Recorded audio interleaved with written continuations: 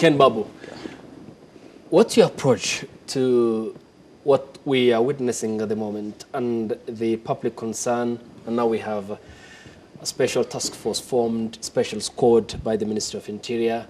Are you cautiously optimistic? Are you optimistic, or you remain reserved about this approach by the Ministry of Interior?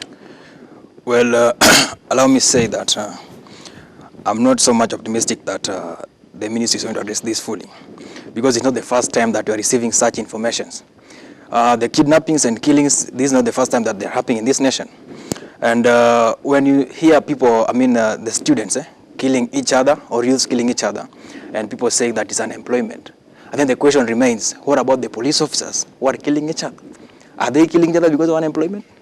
Already they're in the job sector and they're still killing each other.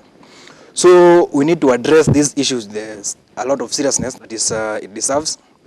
Like my good friend the chair said, that this is an issue that requires a lot of sobriety. And the CS coming up with a formation of, I don't know, a committee or a task force to investigate these issues. We have the cases of Kenei, the late Kenei. Kenei. It is being investigated until today.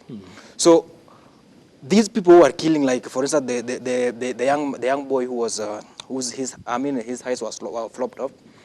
The people who did that, they are known. They have not been brought to book. The people are killing each other. For instance, the officer was killed the other day. These are people who know each other. The people who are killed, the person who is killing and the person who has been killed, there is a circle. Before they were killed, there is something that might have happened.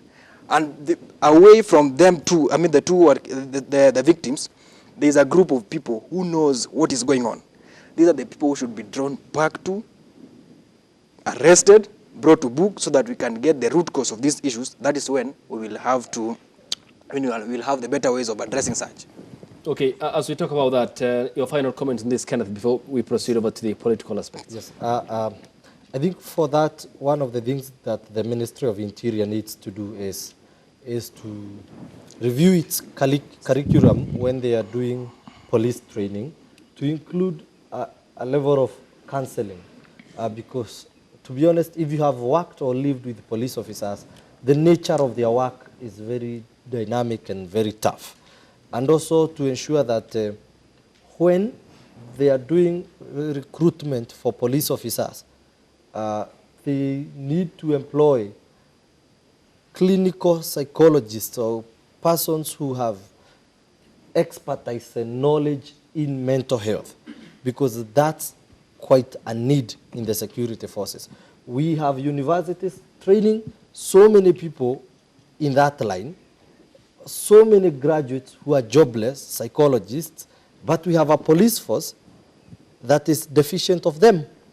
So I think in this 294 billion allocated to the Ministry of Interior, they have to rethink the model of their human resources, how they treat their police officers. You go and see how police officers live, and it's pathetic. Yes, you are employed, but the work conditions do not give you life.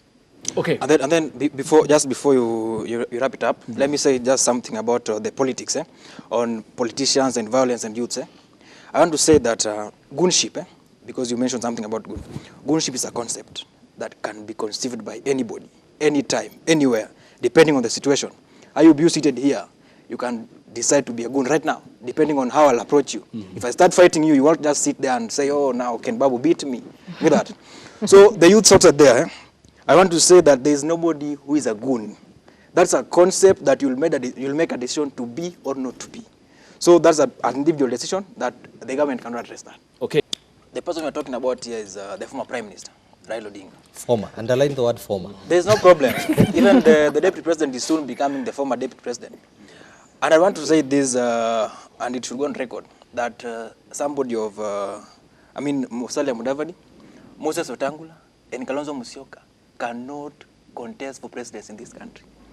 As at now, they will parade themselves as presidential candidates. But when that time comes, they will be looking for somewhere to ditch in their heads. It is not happening for the first time. It has happened initially. It has repeated itself, and it's going to happen again. And take this on record that Raila Amolo Odinga, though he hasn't communicated that he will be vying for presidency, but he's likely to go for that seat. And when he goes for that seat, I'm not saying this as a supporter of Raila, but I'm saying this as somebody who understands the potential that the Mzee has, as far as politics of this nation is concerned. This is somebody who has, if you look at the people who are now parading themselves to go for presidency, Raila is the most experienced. He has been there for the longest period compared to William Samoei Ruto, the deputy, compared to Musalia Mudavadi. So when you say that he'll be going for another handshake, then I'm surprised. He's going for the handshake with who? Okay. So just to answer Alvin, he said something about us the youths coming together for any forums. I want to say that I have a forum. We call it the Youth Space, where we bring on board different youths in different aspects, from politics to business, to discuss various ways in which we can forge the best ways of addressing our issues. And the other day I was hosting the youth leader of the Service Party, and the youth leader of ODM, where we are discussing how we can get ourselves involved into the national politics as far as 2020 is concerned. And again, lastly, let me just say this to the youths. There is lots of things that we ignore, but they affect us more than the people are concerned.